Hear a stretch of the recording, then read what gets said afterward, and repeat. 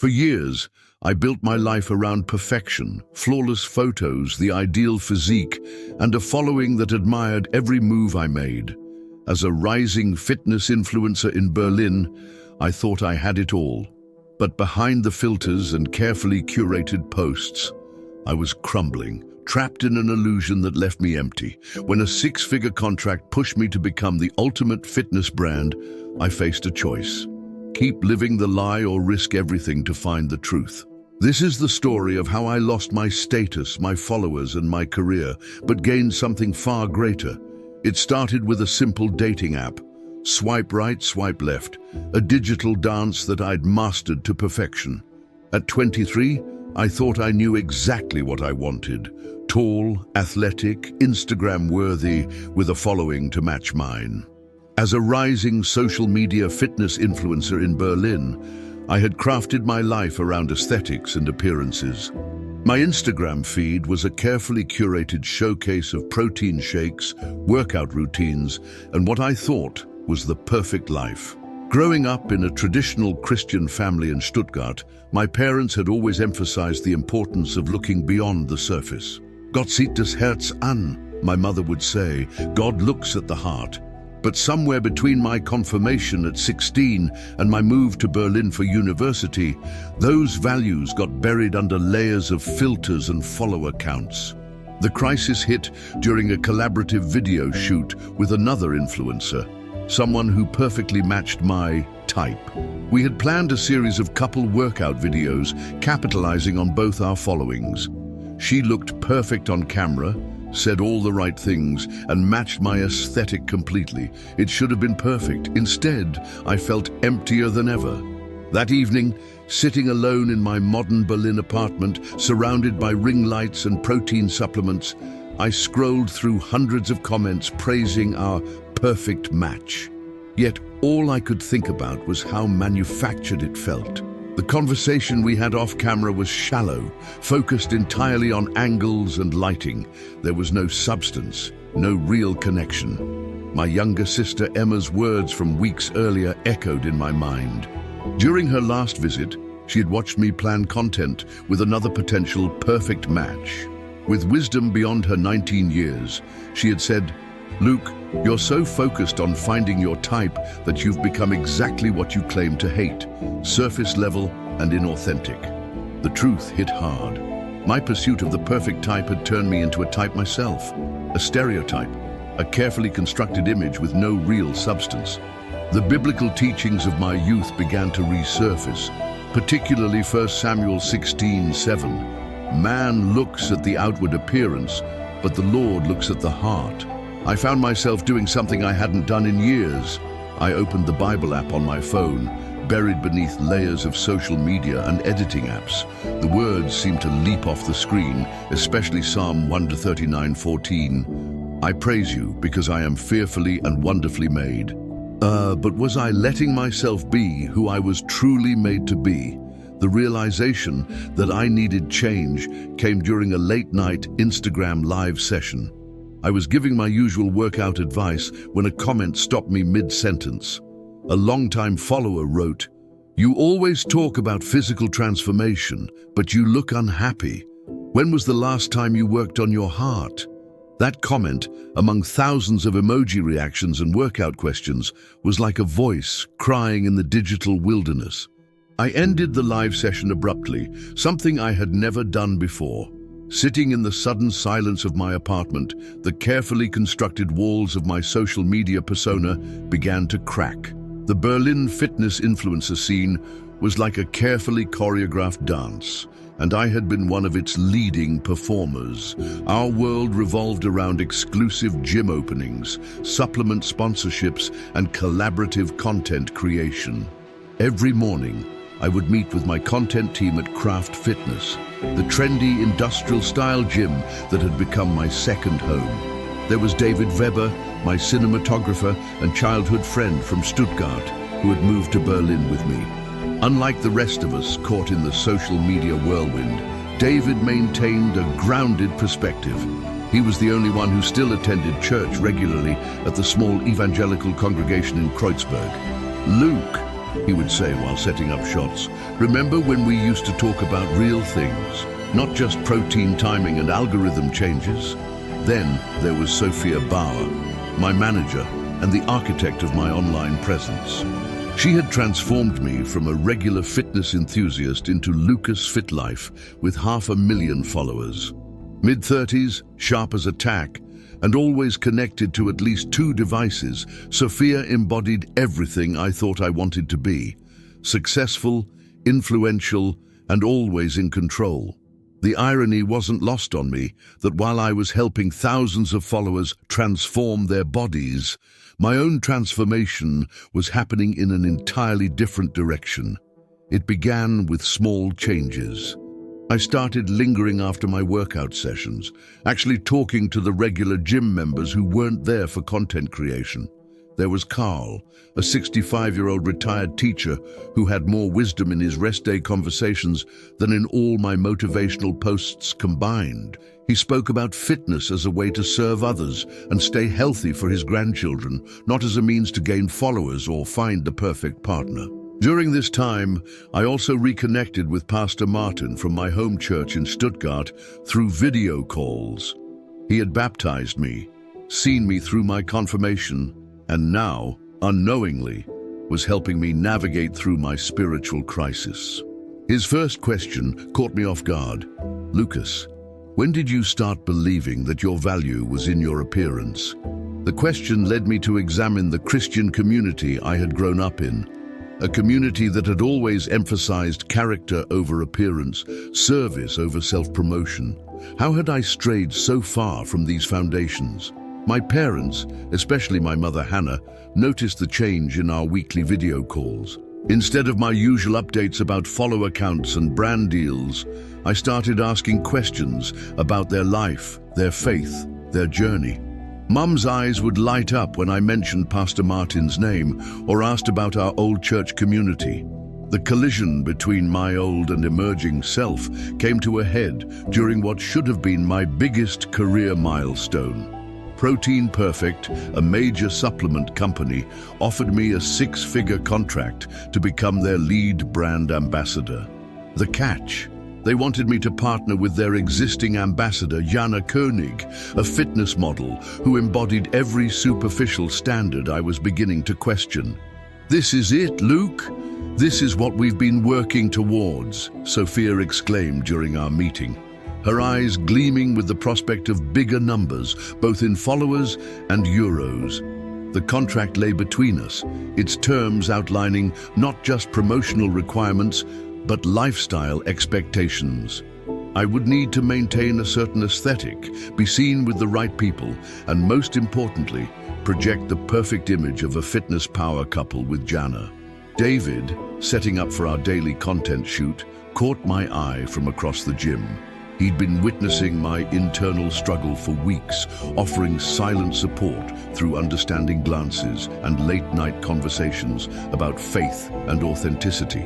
The pressure mounted when Jana herself reached out through Instagram. Her message was perfectly crafted. "Hey Luke, can't wait to create something amazing together. Our aesthetics match perfectly. Let's show everyone what the perfect fitness lifestyle looks like." Each emoji felt like another brick in a wall I was trying to break down. During this time, my conversations with Pastor Martin became more frequent and intense. "Lucas," he said during one particularly difficult call, "sometimes God allows us to reach the peak of what we think we want to show us. It's not what we need." His words haunted me as I walked through Craft Fitness, increasingly aware of the disparity between my external success and internal emptiness. My follower count was higher than ever. People were drawn to the anticipation of my partnership with Jana. Comments flooded my posts. "Perfect match. Couple goals. You two are literally made for each other." But each notification felt like a tiny stab of conviction. The breaking point came during a preliminary photo shoot with Jana. Everything was perfect. The lighting, the angles, our matching outfits, and practiced smiles. As we posed for what would be the announcement photo, Jana whispered between shots, "Remember, we're selling a dream here. Nobody wants reality." That night I couldn't sleep. My apartment, filled with products I endorsed and posters of my campaigns, felt suffocating. I opened my Bible app again, this time landing on Matthew 16:26. What good will it be for someone to gain the whole world, yet forfeit their soul? The conflict wasn't just external anymore. It was a war between the identity I had built and the authentic self I was rediscovering. My phone buzzed constantly with messages from Sophia about the contract deadline, from Jana about planning our content strategy, and from followers eager to see the perfect fitness couple come to life. While wrestling with the protein perfect contract decision, other aspects of my life began to unravel and reshape themselves. My sister Emma, who had initially called out my superficiality, faced her own crisis. She had started a small YouTube channel discussing faith and authenticity, and her genuine approach was drawing criticism from my fitness industry connections. "Your sister's content is hurting our brand alignment," Sophia mentioned during a strategy meeting, sliding a report across the table showing potential sponsorship conflicts. "She's talking about inner beauty and faith when we're trying to sell an aesthetic. Maybe you could ask her to tone it down." The request made my stomach turn. Emma had always been my moral compass, and now I was being asked to silence her truth to maintain my facade. Our Sunday family video calls became tense as I found myself caught between defending my sister and preserving my carefully crafted image. Meanwhile, David was going through his own transformation. He had started documenting the real behind-the-scenes moments at the gym. The elderly couple supporting each other through rehabilitation exercises, the overweight teenager finding confidence beyond the scale, the recovering addict finding discipline through fitness. His raw, unfiltered photos captured everything my polished content ignored. "These are the stories that matter, Luke," he said one day, showing me a particularly moving series of a cancer survivor's fitness journey. Not the perfect bodies or the staged relationships. Another unexpected subplot emerged through Carl, the wise elderly gym member. He had started a small prayer group that met before the gym opened, and despite my initial resistance, I found myself drawn to their authentic fellowship. They didn't care about my follower count or what I looked like. They simply offered genuine community and prayer. The prayer group included Maria, a physical therapist who challenged everything about my type. She wasn't a fitness model or influencer. She was a quiet, thoughtful woman who spent her days helping people recover from injuries. Her presence made me increasingly uncomfortable, not because of any flaw, but because she reflected the authenticity I was struggling to embrace. These subplots converged one morning when Emma came to visit Berlin. She wanted to film a collaboration video, not about fitness or appearance, but about finding identity in faith rather than followers. The thought of such vulnerable content terrified me, yet I couldn't shake the feeling that this was exactly what I needed. The turning point came during what should have been a routine product photo shoot. I was at Craft Fitness, surrounded by the usual entourage, lighting crew, photographers, and Sophia orchestrating everything with military precision. Jana had come early to coordinate our announcement shoot for Protein Perfect. Everything was set up perfectly, but I couldn't shake what I'd witnessed earlier that morning. I had arrived before dawn for Carl's prayer group, watching from the doorway as they prayed for a young member struggling with an eating disorder. Their genuine concern and Christ-centered encouragement stood in stark contrast to the artificial world I was about to step into. As the makeup artist touched up my already artificially enhanced features, I caught sight of Maria working with a client in the physiotherapy section of the gym. She was helping an elderly woman relearn basic movements after a stroke, showing more genuine joy in that simple act than I'd felt in all my viral posts combined. Then it happened. Mid-pose, as Jana and I displayed our perfect protein shakes and practiced smiles, my sister Emma walked in. She wasn't supposed to be there. She had come early for our planned video shoot later. The look on her face as she watched this performance hit me like a physical blow. I saw my artificiality reflected in her disappointed eyes. "Cut," I said, my voice echoing through the suddenly silent gym. "Luke, what are you doing? We're losing the light," Sophia protested, already typing frantically on her phone. But I was already walking away from the set, past the confused crew, past Jana's perfectly posed confusion, straight to where Emma stood. Without thinking about the cameras or the contract or the consequences, I hugged my sister and broke down. "I can't do this anymore," I said loud enough for everyone to hear. "I can't keep pretending." The next few moments were chaos. Sophia was trying to salvage the situation. Jana was concerned about her content schedule, and the crew didn't know whether to keep filming or pack up. But through it all, I felt an overwhelming sense of peace. I walked to the center of the gym, where Carl's prayer group often met. Emma followed, and to my surprise, so did David, camera still in hand but with a different purpose now. Maria paused her session to watch, her quiet presence lending strength to what came next. "I've been living a lie," I announced, my voice shaky but growing stronger. "I've been selling an illusion of perfection while my own soul was withering. I've been so focused on finding and being the perfect type that I lost sight of who God created me to be." The gym had gone completely silent. Even Sophia had stopped typing. "This contract," I continued, picking up the Protein Perfect agreement from where it lay on a nearby bench, "would make me wealthy and more influential than ever. But as Jesus said, what good is it to gain the whole world but lose your soul?" With trembling hands, I tore the contract in half. The immediate aftermath was exactly what you'd expect in the social media age. Chaos, but now in both digital and real worlds. Within hours, Lucas' meltdown was trending in German fitness circles. Sophia had gone into full crisis management mode, but for the first time in years, I wasn't interested in managing my image. The first person to reach out, surprisingly, was Jana. Away from the cameras and expectations, she revealed her own struggles with maintaining the perfect image. "I envy your courage," she texted. "I've been trapped in this persona for so long, I'm not sure who I am anymore." My follower count dropped dramatically, nearly 100,000 in the first week.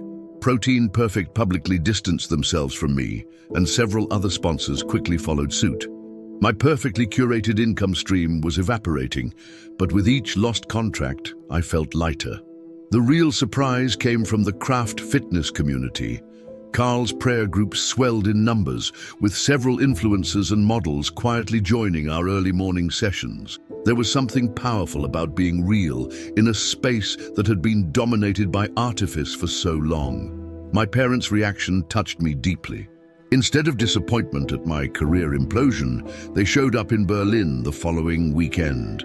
"This is the son we've been praying for," my mother said, tears in her eyes.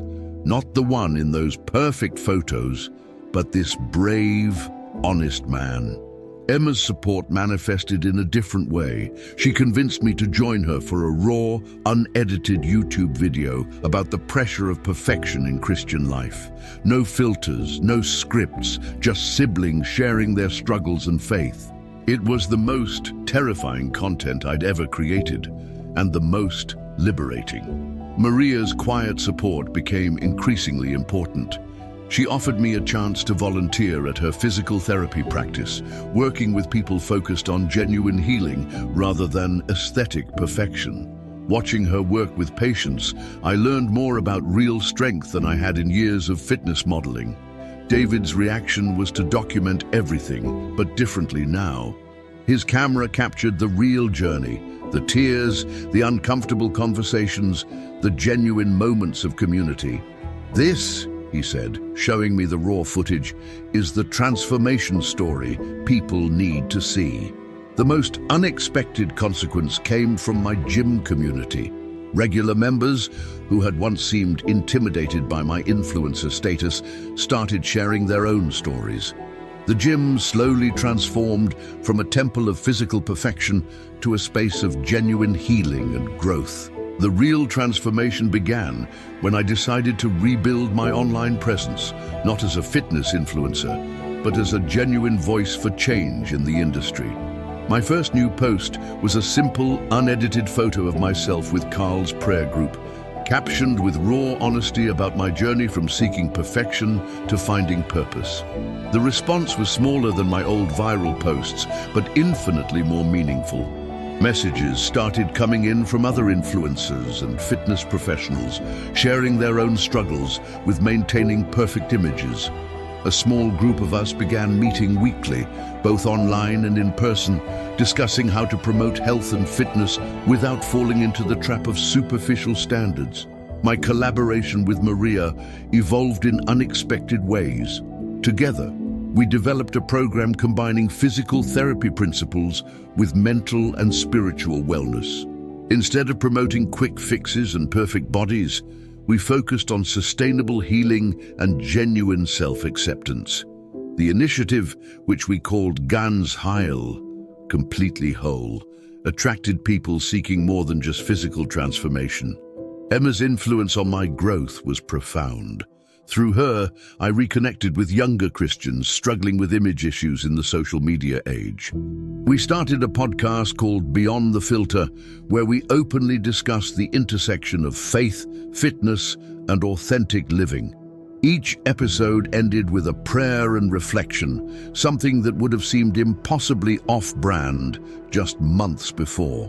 The financial impact of my decision was significant, but God's provision came in unexpected ways. A small Christian publishing house reached out about writing a book on finding identity in Christ rather than social media. The advance wasn't huge, but it was enough to keep me going as I rebuilt my life and career. David's documentation of my journey became a powerful ministry tool. We created a raw, honest documentary series called Umwandlung, Transformation, showing both the costs and rewards of choosing authenticity over appearance. The series resonated particularly with young Germans caught between traditional faith and modern influencer culture. The most significant growth came through my work with Carl's prayer group. What started as a small gathering before dawn grew into a legitimate ministry. We began offering spiritual mentorship to fitness professionals and influencers struggling with identity issues. The gym owner, seeing the impact, officially designated a quiet room for prayer and meditation, a radical change for a space once dedicated solely to physical perfection. Personal growth came in quieter moments, deleting my photo editing apps, learning to post content that wasn't perfectly curated, being honest about my struggles and doubts. I started dating Maria, not because she fit any type, but because her authentic faith and genuine care for others attracted me in a way no filtered photo ever could. 1 year after tearing up the Protein Perfect contract, I faced the ultimate test of my transformation. The German Fitness Industry Association invited me to be a keynote speaker at their annual conference in Munich, the same event where I had previously won Influencer of the Year. This time, they wanted me to speak about the dark side of fitness influencing and the path to authentic wellness. The preparation for this moment brought all aspects of my journey into sharp focus. Maria helped me structure my message, emphasizing genuine transformation over quick fixes. Emma flew in from Stuttgart to help me practice, ensuring I stayed true to my message while keeping my nerve. David meticulously prepared video clips from my journey, showing both the glossy past and the raw reality of change. The week before the conference, Carl's prayer group organized a special session. The elderly teacher, now more mentor than acquaintance, led prayers not for success, but for impact. "Lord," he prayed, his voice firm despite his age, "let Lucas's words break chains of perfection that bind your children." Sophia, who had surprisingly remained in my life in a different capacity, helped me prepare professionally while respecting my new direction. "You're not selling an image anymore," she reminded me. "You're sharing a truth that could free people." The old anxiety began creeping back as the event approached. I knew Jana would be there, still a major figure in the industry. Many of my former sponsors would be present, along with countless influencers who had distanced themselves after my meltdown. The temptation to revert to my old self to hit the gym harder, to watch my diet obsessively, to ensure I looked perfect for the event was strong. But something was different now. Each morning I found strength in scripture and prayer rather than protein shakes and filters. My support system had transformed from a team focused on maintaining my image to a community invested in my authentic well-being. In the final days before the conference, I visited my old church in Stuttgart. Pastor Martin, who had guided me through the darkest moments of my transformation, offered a perspective that would shape my message. Your struggle isn't just about fitness or social media, Lucas. It's about the universal human desire to be seen, truly seen, and loved anyway. The Munich Conference Center's main hall was packed with over 2,000 fitness industry professionals, influencers, and brand representatives. As I stood backstage, I could see my old promotional posters still hanging in some vendor booths, remnants of who I used to be. Maria squeezed my hand once before taking her seat in the front row next to Emma and David, who was discreetly filming as always. And now, the announcer's voice boomed, speaking on breaking the type authenticity in the age of influence. Lucas Müller. The applause was polite, but reserved as I walked onto the stage. I had decided against wearing the typical fitness presenter outfit of tight shirts and designer sportswear. Instead, I wore a simple button-down shirt and jeans, comfortable, authentic, me. I started by playing one of my old promotional videos, all perfect lighting, scripted motivation, and flawless aesthetics. The audience nodded appreciatively, some probably expecting a standard industry talk about brand building and engagement metrics. Then I played David's raw footage from the day I tore up the contract. The contrast was stark. The whispers started immediately. I could see Jana in the third row, her carefully maintained expression cracking slightly. "A year ago," I began, my voice steady despite my pounding heart, "I stood on a stage like this accepting an award for being the perfect fitness influencer. Today, I stand before you as evidence of God's grace in imperfection." The room grew silent. In the fitness industry, especially in secular Europe, speaking openly about faith was almost taboo. But I continued, sharing everything. The emptiness behind the perfect posts, the spiritual void no amount of followers could fill, the liberation of choosing authenticity over aesthetics. I shared screenshots of my dropping follower count, alongside messages from people who found hope in my honesty. I talked about Carl's prayer group, about Maria's work with real bodies healing from real trauma, about Emma's courage in speaking truth to power. "We've created an industry," I declared, "where we sell perfection to people desperate for acceptance. But what if we used our influence to show them they're already fearfully and wonderfully made?" The turning point came when I invited Maria and 3 of her physical therapy patients onto the stage. People with visible imperfections, real bodies, real stories. The audience, used to seeing only peak physical specimens on their stages, shifted uncomfortably. "This," I said, gesturing to these brave individuals, "is real fitness. This is real strength. This is real beauty." That's when Jana stood up. Without a word, she walked onto the stage. The audience gasped. She was crying, her perfect makeup running. "I want to be real too," she said into my microphone, her voice breaking. The hall erupted, not in the polite applause of industry events, but in the raw emotion of shared truth. Other influencers stood up, some crying, some calling out in agreement. Carl's prayer group, scattered throughout the audience, began to pray openly. The impact of that day in Munich rippled through the fitness industry in ways I never could have imagined. Jana and I, once poised to be the perfect fitness couple, instead became partners in a different mission. Together we launched Real Fitness, Real Faith, a movement focused on authentic wellness and spiritual health. The transformation of craft fitness became a model for gyms across Germany.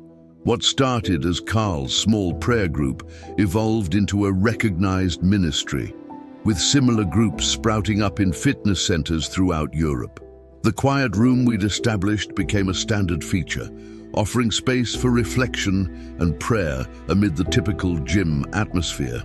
Maria and I married 6 months after the conference, in a ceremony that celebrated authenticity over aesthetics. Our Ganz Heil program expanded into a full wellness center, combining physical therapy, spiritual counseling, and fitness training. The focus wasn't on achieving the perfect body, but on honoring the body as a temple of the Holy Spirit. My social media presence transformed completely. Instead of carefully curated perfection, my platforms became spaces for honest discussion about faith, fitness, and mental health. The follower count never reached its previous heights, but the engagement became deep and meaningful. People weren't just double-tapping perfect photos, they were sharing their own journeys toward authenticity. Emma's YouTube channel and our podcast, Beyond the Filter, became resources for young Christians navigating social media pressure. David's documentary, Umwandlung, won several Christian Film Festival awards and is now used in youth ministries across German-speaking countries. Perhaps most meaningfully, Sophia found her own path to faith through this journey. The crisis manager, who once orchestrated My Perfect Image, now helps Christian organizations develop authentic digital ministries. The book I wrote about this experience, Mein Typ, Mein Gefängnis, My Type, My Prison, became a bestseller in Christian bookstores across Europe. But more important than sales were the letters from readers sharing their own stories of finding freedom from the prison of perfection. Today, 3 years after that conference in Munich, I still train at Craft Fitness, but with a different purpose. Every morning, you'll find me with Carl's prayer group, now so large we meet in the main workout area before the gym opens. Maria and I are expecting our first child, and I look forward to raising them in a world where authenticity is valued over appearances. The fitness industry is slowly changing, with more emphasis on holistic wellness and spiritual health. My journey from seeking the perfect type to finding perfect peace in Christ continues to inspire others. As Pastor Martin often reminds me, God's strength is made perfect in our weakness, a truth I live by every day. If you're struggling with addiction, questioning your faith, or wondering if God can use you, know that He can transform any life, any workplace, any situation. If this story touched your heart, don't forget to hit that subscribe button and give this video a thumbs up. Share it with someone who needs to hear this message of hope. Have your own story of transformation? Share it in the comments below. Your testimony might be exactly what someone else needs to hear today.